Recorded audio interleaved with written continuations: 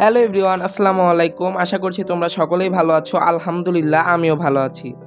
শুনছি যে রমজান মাসে নাকি একদম শুরু থেকে শেষ পর্যন্ত বন্ধ দিবে প্রায় 40 দিনের মতো। আবার আজকে শুনলাম যে বন্ধ নাকি স্থগতি করা হয়েছে। এখন জানি না কি হবে। তো আমার মনে হয় যে রমজান মাসে বন্ধ দেওয়াটাই বেটার, কারণ রমজান মাসে হচ্ছে রোজা রেখে ক্লাস করাটা খুব বিরক্ত লাগে। আর ঢাকা শহরে যারা বিশেষ করে আছে তাদের এই যানজট এগুলো পেরিয়ে এই ক্লাস করাটা মানে খুবই বিরক্ত। আমার মনে হয় রোজার মাসটা বন্ধ দিলে অনেক ভালো হতো। তো যাই হোক, যেটা হবে ভালোই হবে, আল্লাহ যা করে ভালোর জন্যই করে। আমার মনে হয় কোনো একটা ভালো কিছু ওনারা চিন্তা করে আবার বন্ধটা বাতিল করছে।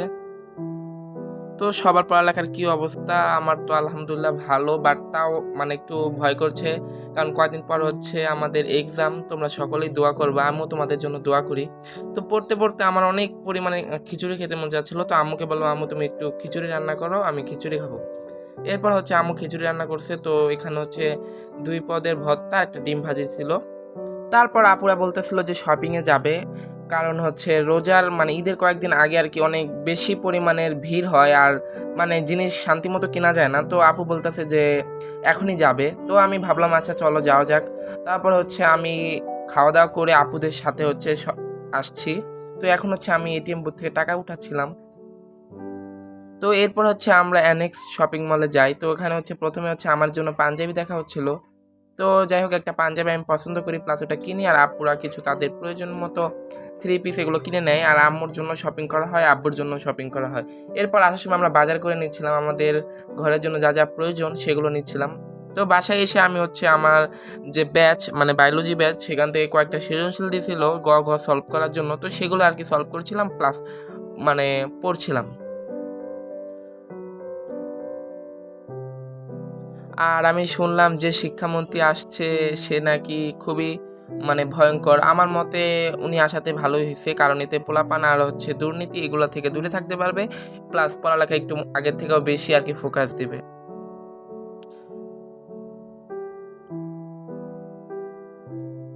তোমরা যারা 2028 আসো এসএসসি ব্যাচ, তারা অনেকেই ডিপ্রেশনে আছো যে ভাইয়া, একজন বলছিল যে আমি হায়ার ম্যাথ নিব নাকি হচ্ছে কৃষি নিব অপশনাল।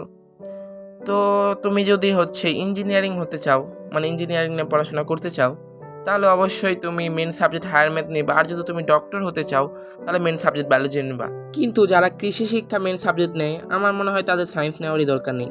এই কথায় হয়তো যারা কৃষি শিক্ষা মেন সাবজেক্ট নিচ্ছেও অনেকেই কষ্ট পেতে পারো। এর কারণ হচ্ছে যারা সায়েন্স নিয়ে পড়ে তারা হচ্ছে কৃষি শিক্ষা কখনোই মেন সাবজেক্ট নেয় না। আর কি প্রকৃত যারা সায়েন্সের স্টুডেন্ট তারা অবশ্যই হায়ার ম্যাথ অথবা বায়োলজি নেবে। কারণ কৃষি শিক্ষা দিয়ে তুমি করবে কি ভাই? তুমি হচ্ছে সায়েন্স নিছো যাতে ভালো মতো পড়াশোনা করো এবং ভালো একটা রেজাল্ট করার আশায়। তো কৃষি শিক্ষা দিয়ে আমার মনে হয় না এত ভালো কিছু করা যাবে।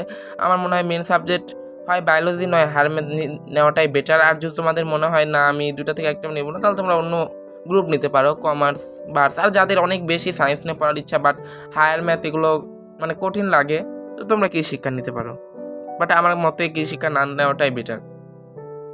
এরপর হচ্ছে পড়তে পড়তে অনেক পরিমাণে ক্ষুধা লাগছিল। এরপর ভাবলাম যে ঝটপট একটা নুডলস বানাই। আর নুডলস রান্না করাটা অনেক ইজি। এটা গরম পানির মধ্যে জাস্ট ম্যাগি মশলা দিব, আর কিছু হচ্ছে রসুন পাতা দিচ্ছি আমাদের গাছের, এটা দিলে একটু ঘ্রাণ হয়। আর হালকা ডিম দিয়েছিলাম। তো এটা দিয়ে আর কি ঝটপট একটা ইয়া হয়ে গেল। এখন প্রায় রাত বাজে 2টা। তো এই সময় আর কি আমার প্রচণ্ড পরিমাণে ক্ষুধা লাগছিল, তো আমি হচ্ছে নুডলস খাচ্ছি। তো তোমরা যারা যারা আছো আমার চ্যানেলে নতুন, অবশ্যই চ্যানেলটি সাবস্ক্রাইব করবে, পাশে থাকা বেল আইকনটি চালু করে রাখবে, যাতে আমার নতুন নতুন ব্লগ আপলোড দিলেই তোমাদের মোবাইলে নোটিফিকেশন যায়। তো তোমরা কে কোথায় থেকে ব্লগটি দেখছো সেটাও কমেন্টে জানবা। আর তোমাদের যা যা প্রশ্ন আছে অবশ্যই কমেন্টে জানাবা, আমি রিপ্লাই দেওয়ার চেষ্টা করব। এবং যারটা একটু বেশি ভালো মনে হবে কমেন্ট, যেটা আর কি ইম্পর্টেন্ট, তো সেটার উপর বেস করে আমি ভিডিও বানাবো, ভ্লগ দেবো। তো তোমরা হচ্ছে, আর আমি চিন্তা করছি এখন হচ্ছে প্রত্যেকটা ভ্লগ পার্ট আকারে দিব, study vlog day 1, day 2, day 3 এভাবে দিব। আর এখানে হচ্ছে আমি কিছু ইম্পর্টেন্ট কথা শেয়ার করব পড়ার ফাঁকে ফাঁকে। তো তোমরা অবশ্যই চ্যানেলটি সাবস্ক্রাইব করে রাখবা।